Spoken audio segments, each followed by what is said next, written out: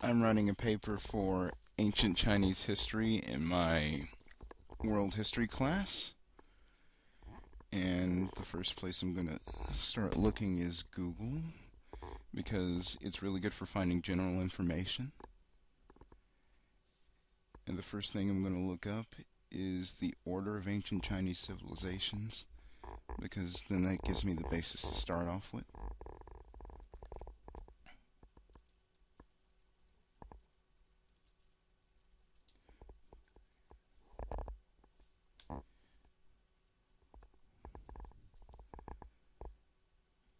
I'm going to look at the Wikipedia article first because it's going to have the most general of information for me to build off of.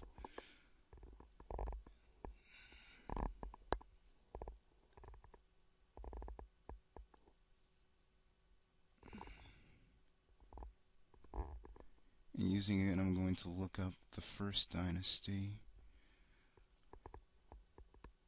in order to start off with the base form of all Chinese civilizations.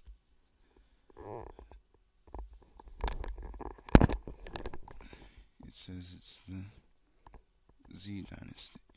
So I'm going to go back and I'm going to type in, and I think I'm pronouncing that wrong, Zhou Dynasty, in order to figure out what the foundations for the Chinese civilizations were.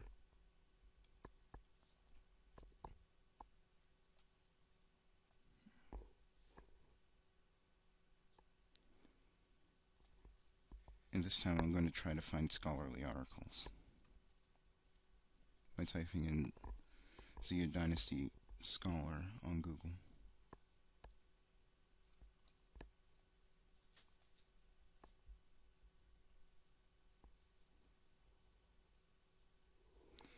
And I've been directed to a Spy Sanford article, which looks pretty decent since it was produced by the Stanford College, but it says it's dated at fall 2007, so it's not the most recent thing.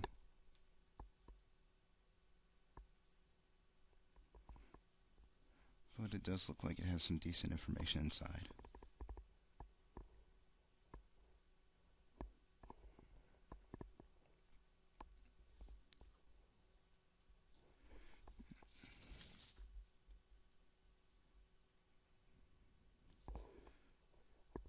And I think I'm going to just save this one because from the looks of it, it's going to have information for me to go back and search later so that I can build on my thesis for other type of methodologies that were used in later Chinese civilizations.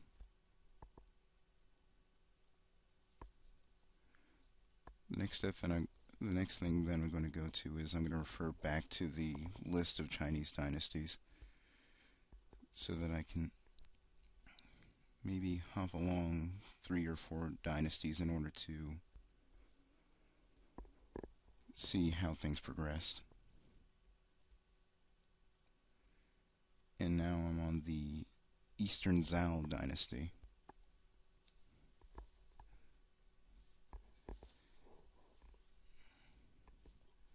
Which seems to have changed very slightly from the first one.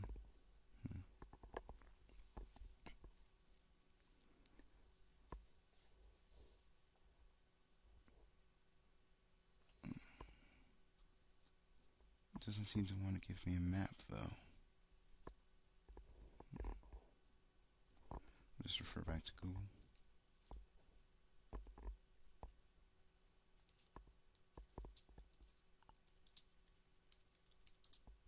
Map.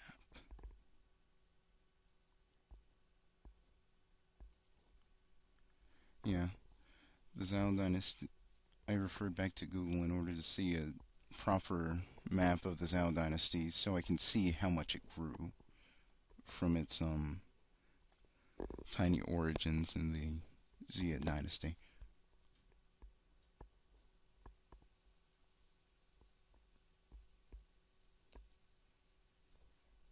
Definitely kind of a bigger leap in terms of its size.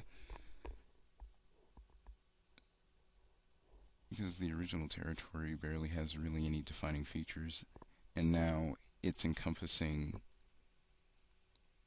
from the looks of it, 3 rivers or more.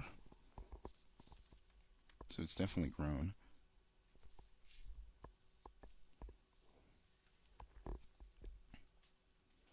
Let's see. Now I'm going to go back and take a look at this that says the Warring States period, because that's the foundations for the unification of all Chinese culture.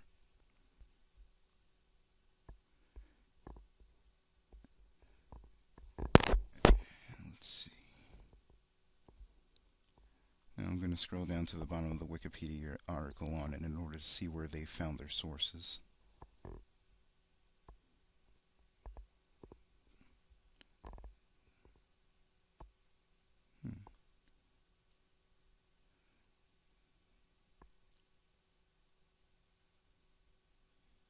Pre-modern.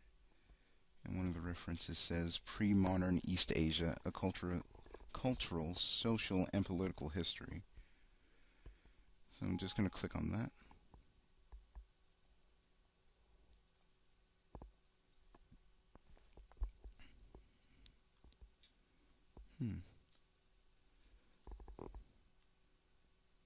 Looks pretty interesting. It's a brief 348 pages. And it seems to be a very well-cited textbook, although it appears that it's from 2009, so just a little bit dated.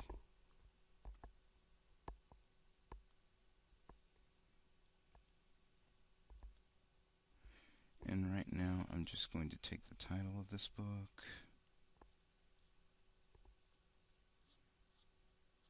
and do a quick Google search to see if I can find a PDF for it.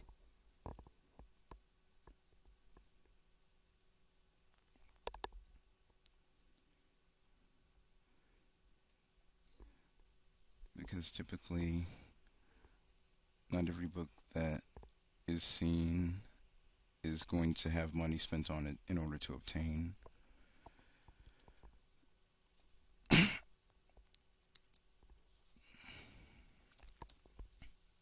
This mainly being because of the fact that it's being used for research instead of for an actual class.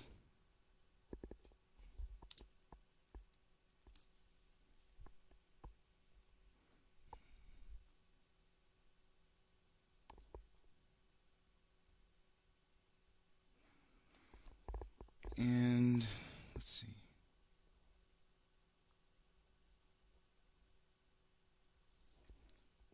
I appear to have found a place that says that I can download it, but I don't want to do that just yet.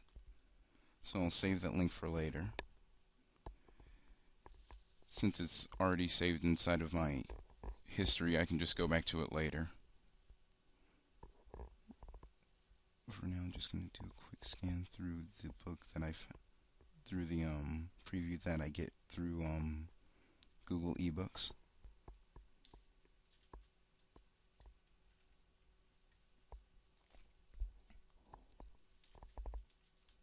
Not too shabby. It even explains where the Bronze Ages and the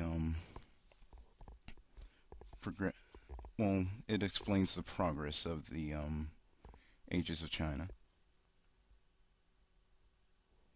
Even discusses the philosophers.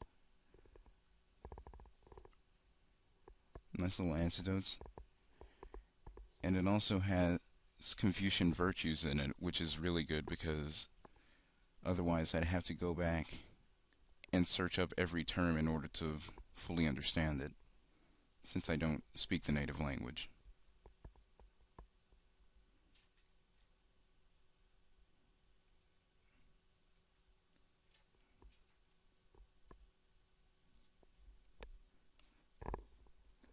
The information I have right now is looking pretty good, so I could probably start writing the thesis right now if I was going to. But right now, I'm medieval scholar.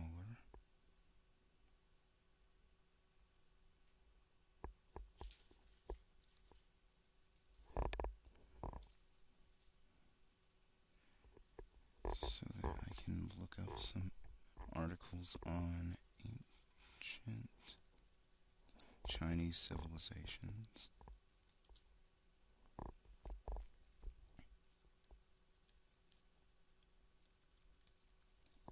See what I find. First one's a book of the history of civilizations, not precise enough for what I'm doing. And the second one, 1996. I might as well check this one out because it's a history of Chinese civilization.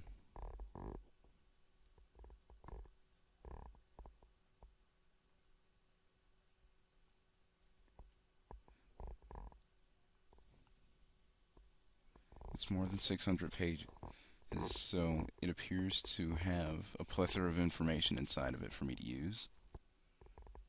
But, let's see. First I should check the author in order to see if any of his research has been discredited recently.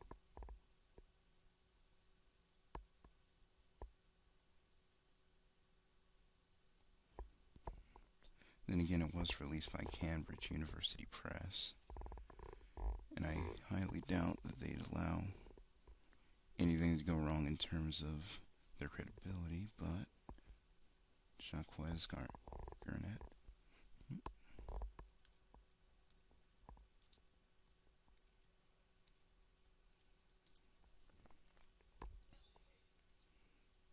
Alright. His best known work is the Chinese civilization. Okay, so he seems to be a specialist on the Chinese civilization, so that's good in general.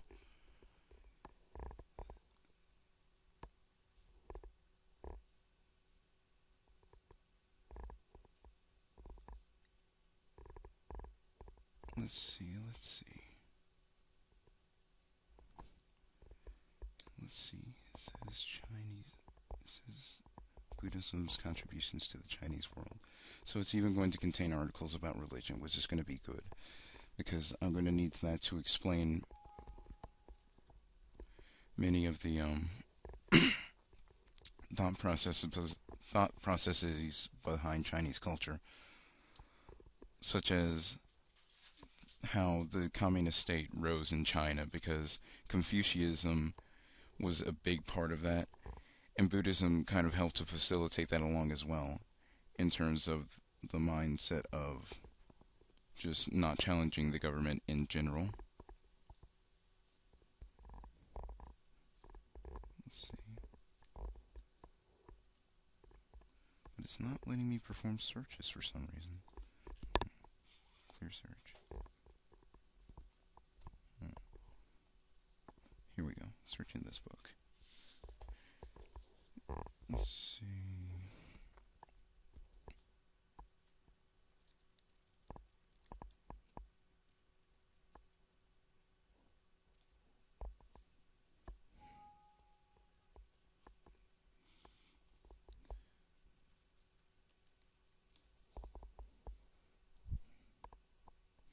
Here we go.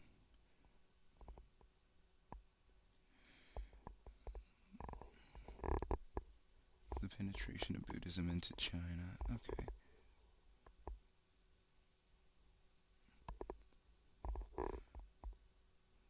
Okay. And in this portion, it's kind of going over just religions in general that made their way into China. The first portion of the paragraph is on how Buddhism made its way into China, and how it wasn't specifically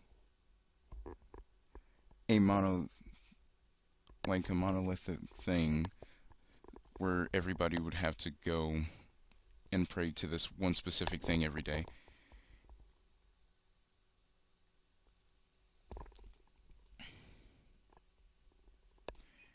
Oh. I'm really sorry that I didn't talk very